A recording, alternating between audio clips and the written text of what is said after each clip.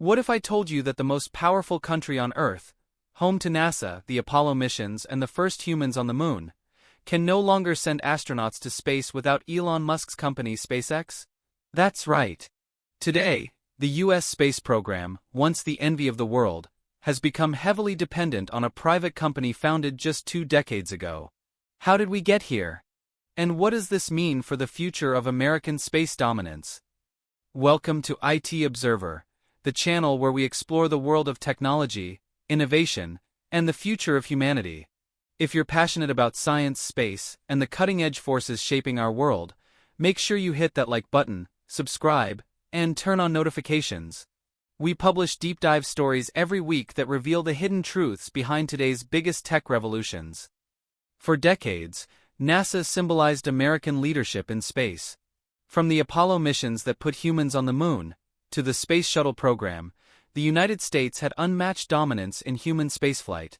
The Space Shuttle, introduced in the early 1980s, was hailed as a revolutionary spacecraft.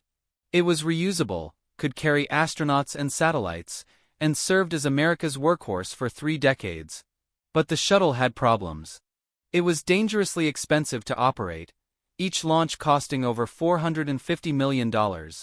Even worse, it wasn't safe. The Challenger disaster in 1986 and the Columbia disaster in 2003 reminded the world that human spaceflight carried immense risks. By the late 2000s, NASA faced a harsh reality. The shuttle program was unsustainable. Despite its legacy, it was eating up NASA's budget, leaving little money for innovation or long-term exploration, like returning to the Moon or traveling to Mars. So in 2011, after the shuttle Atlantis made its final flight, the U.S. retired the program. But that decision created an unexpected problem.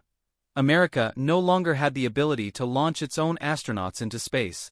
For nearly a decade after 2011, every U.S. astronaut heading to the International Space Station, ISS, had only one option: to hitch a ride on Russia's Soyuz rocket.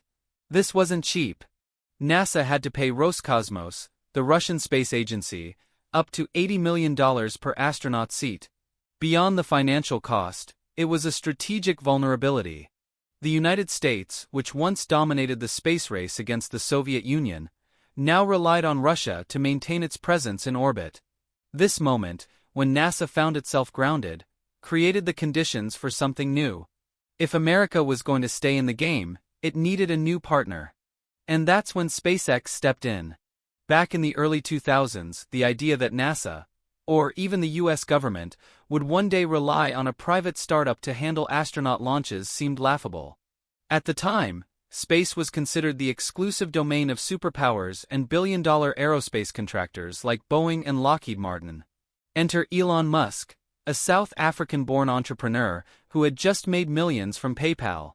In 2002, he founded Space Exploration Technologies Corporation, better known as SpaceX. His mission was simple in words but radical in ambition: to make spaceflight cheaper, more reliable, and ultimately pave the way for humans to live on Mars. At first, most people dismissed him. Musk wasn't a seasoned aerospace engineer. Space was notoriously difficult. Rockets had exploded, companies had gone bankrupt, and even governments struggled to make it work. Yet Musk insisted that reusable rockets could slash costs and open the door to routine space travel, much like commercial aviation. The early years were brutal. SpaceX's first rocket, the Falcon 1, failed 3 times before finally reaching orbit in 2008. Each failure drained money, credibility,